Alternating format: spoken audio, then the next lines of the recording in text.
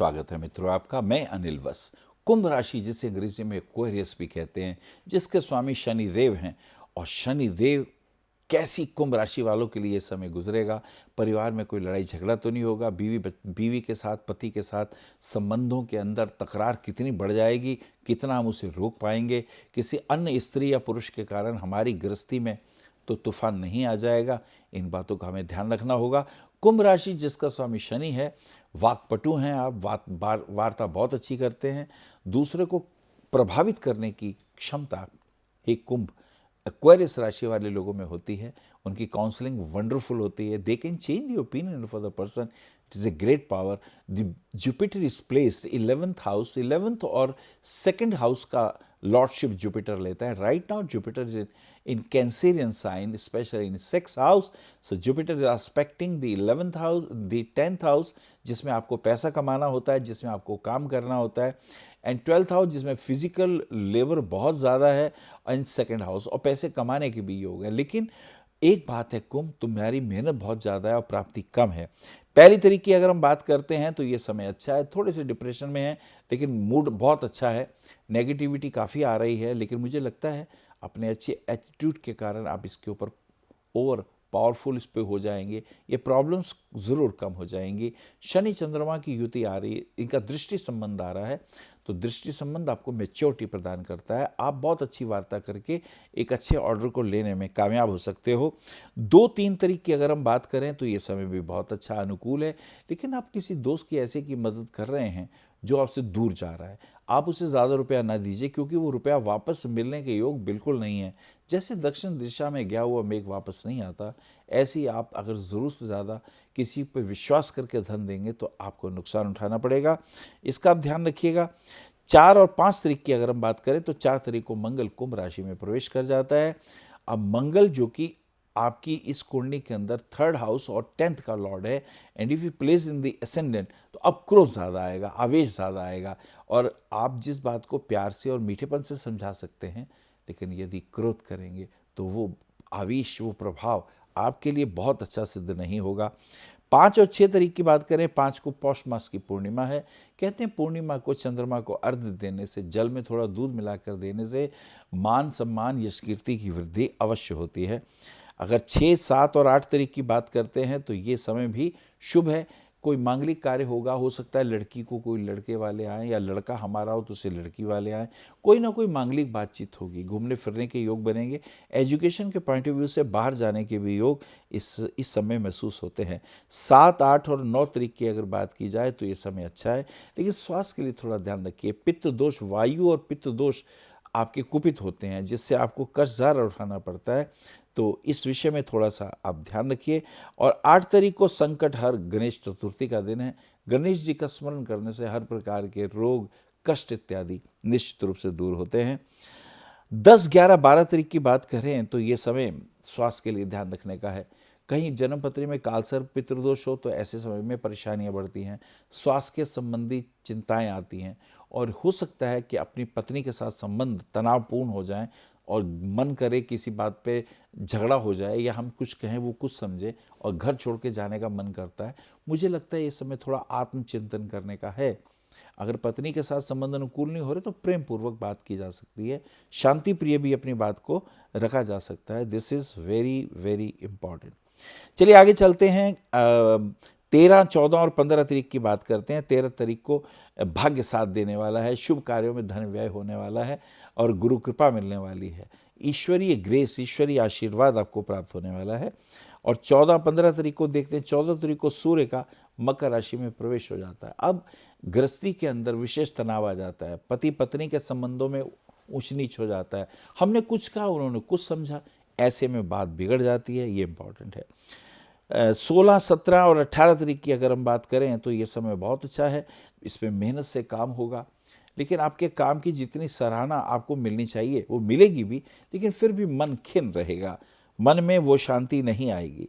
17, 18, 19 तारीख की अगर हम बात करते हैं तो ये समय मेहनत आपने करी, यश कीर्ति आपको मिलनी चाहिए थी, वो क्रेडिट किसी और को मिल गया।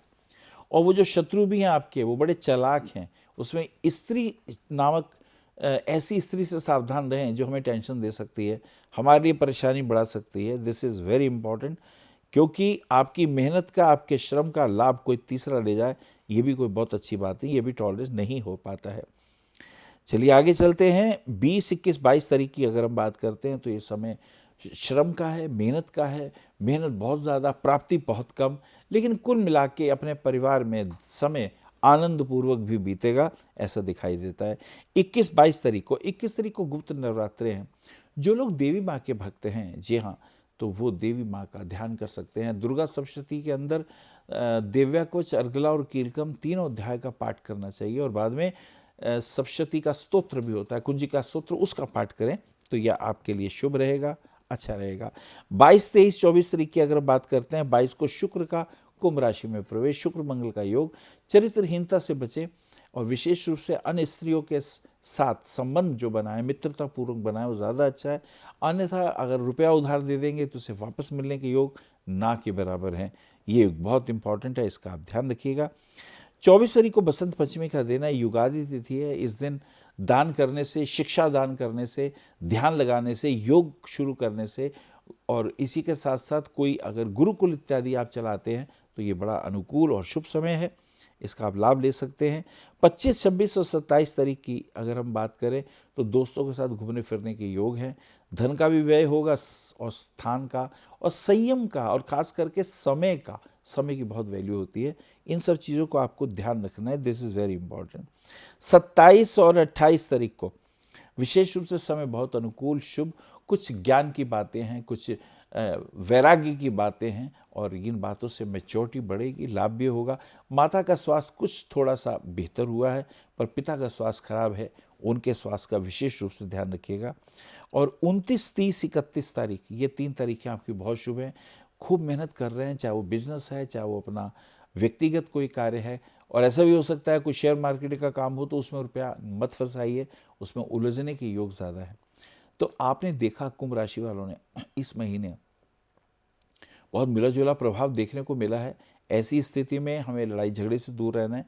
परिवार में डिफरेंसेस कितने ही हो, हमें प्यार से अपनी बात रखनी है, और धन प्राप्ति के योग भी दिखाई दे रहे हैं। अब बॉस के साथ भी संबंध धीरे धीरे मधुर और अच्छे, खास करके अगर आपने कोई बात कही और बॉस ने कुछ और समझ लिया, आपके उनके बीच में वैचारिक मतभेद हो गए, आपने उन्हें कोई और बात समझाई, उन्होंने किसी और ढंग से समझा। इससे क्या होता है कि हमारी कार्यशैली में विघ्न आने लगते हैं। आपने जो मेहनत करी उसका लाभ कोई और ले जाता है, इससे बहुत से संबंध बिगड़ते हैं। और जबकि आप काम ठीक कर रहे हैं, तो कुंभ राशि वालों के लिए विशेष रूप से ये जनवरी का महीना बहुत सारी अपॉर्चुनिटी लेके आएगा। कुछ आपको प्रूव भी कर रहे हैं कि आप कैपेबल हैं और आप कर सकते हैं, क्योंकि आपका जो एसेंडेंट का लॉर्ड बन रहा है, राशि का जो स्वामी शनि है, वो मंगल की राशि में है, और मंगल आवेश है, जोश है, हिम्मत है। आपको नीलम रतन 6 सवा 6 कैरेट का मिडिल फिंगर में धारण करने आपके लिए शुभ है। और यदि आप हीरा रतन पहनते हैं 1 कैरेट 1 सेंट का, वो भी बहुत अच्छा रहेगा। और पन्ना रतन 6 साढ़े 6 रत्ती का या कैरेट का पहने तो ये आपके लिए शुभ है। पन्ना रतन पहनने से बच्चों के लिए अच्छा रहेगा, और बिजनेस के अंदर फाइनेंशियल गेन होता रहेगा। अगर आप हीरा रत्न पहनते हैं तो आपके भाग्य साथ देगा। कभी कभी अब आदमी बहुत मेहनत करता है, उतना लाभ नहीं होता, और नीलम रत्न पहनने से निश्चित रूप से आपको लाभ होगा। आपको मानसिक रूप से, सामाजिक रूप से और फिजिकल रूप से यश कीर्ति की प्राप्ति के योग इस जन्मपत्री में दिखाई दे रहे हैं। तो ये सारी चीज़ें हमने आपको बताई। एक इसके अंदर और एक विशिष्ट बात है जो बहुत इंपॉर्टेंट है, कि इस स्थिति में एक मंगल आपको उच्च का मिलता है, और एक चंद्रमा उच्च का मिलता है, एक गुरु उच्च का मिलता है। 2015 में खास बात यह है कि 2 या 3 ग्रह उच्च के चल रहे हैं। जैसे खास करके हमने देखा गुरु उच्च का है, ये बहुत इंपॉर्टेंट है। आपकी पत्री में चंद्रमा भी उच्च का आया है इस वक्त, और मंगल भी उच्च के होके आगे मूव किए हैं। तो ये धन के दृष्टिकोण से अगर पैसा कहीं लगाया है, प्रॉपर्टी में कहीं रुपया इन्वेस्ट किया है, तो उसमें ज़रूर लाभ होगा। गुरु, शनि, बुध और शुक्र, ये 4 ग्रहों का कमाल है कुंभ राशि के अंदर, क्योंकि गुरु आपके धनेश और आयुष हो जाते हैं, और गुरु उच्च के इस वक्त 6ठे भाव में है। पंचम दृष्टि से दशम भाव को कर्म स्थान को देखते हैं, और 7वीं दृष्टि से अपने व्यय स्थान को, और 9वीं दृष्टि से अपनी तिजोरी के भाव को देखते हैं। तो ये कुल मिला के आपके लिए अति शुभ। हरिओम।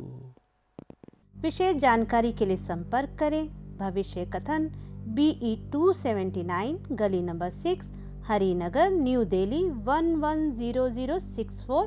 हमारे फ़ोन नंबर है 9891739999, 9818189993, 88600060309810880002।